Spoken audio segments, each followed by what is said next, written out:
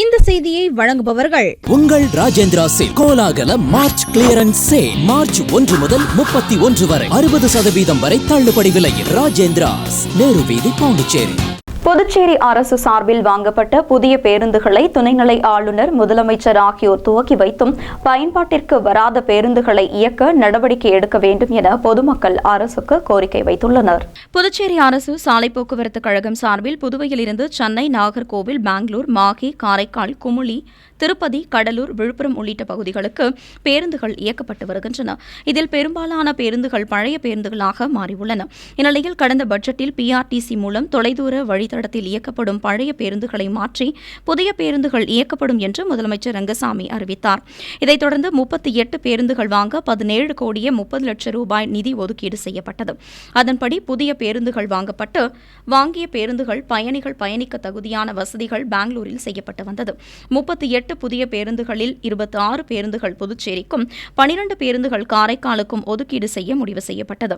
முதல் கட்டமாக 12 பேருந்துகள் கட்டுமான பணிகள் நிறைவடைந்து புதுச்சேரிக்கு கடந்த 20 நாட்களுக்கு முன்பு வந்தன. இந்த பேருந்துகளை கடந்த 1ஆம் தேதி தட்டாஞ்சாவடியில் உள்ள ஒழுங்குமுறை விற்பனை கூட வளாகத்தில் நடந்த விழாவில் துணைநிலை ஆளுநர் தமிழிசை சவுந்தரராஜன், முதலமைச்சர் ரங்கசாமி ஆகியோர் துவக்கி வைத்தனர். இதில் 3 பேருந்துகள் மட்டுமே தற்போது இயக்கப்படுகின்றன. மற்ற 9 பேருந்துகளும் முதலியார்பேட்டை பாரதி மில் வளாகத்தில் நிறுத்தி வைக்கப்பட்டுள்ளது. இந்த பேருந்துகளை உடனடியாக இயக்க வேண்டும் என்று அரசு போக்குவரத்து துறை கழக ஊழியர்களும் பொதுமக்களும் கோரிக்கை விடுத்துள்ளனர். இதுகுறித்து பிஆர்டிசி அதிகாரிகள் தற்போது ஆன்லைன் மூலம் பதிவு செய்யும் புதிய திட்டம் தொடங்கப்பட்டதன் காரணமாக ஆர்டிஓ அலுவலகத்தில் வாகனங்களை பதிவு செய்து 6 நாட்களுக்கு பிறகுதான் ஆர்சி புக் வருகிறது.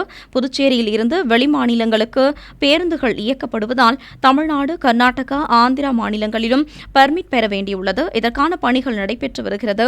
எனவேதான் காலதாமதம் ஏற்படுகிறது. இன்னும் 1 வாரத்தில் நடைமுறை பணிகள் முடிக்கப்பட்டு புதிய பேருந்துகள் அனைத்தும் இயக்கப்படும் என்று தெரிவித்துள்ளார்.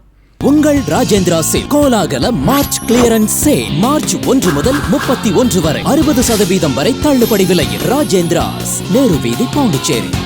உங்கள் ஏஎம்என் டிவி செய்திகளை யூடியூபில் உடனுக்குடன் காண ஏஎம்என் டிவி பாண்டிச்சேரி சேனலை சப்ஸ்கிரைப் செய்யுங்கள். பெல் பட்டனை மறக்காமல் கிளிக் செய்யுங்கள்.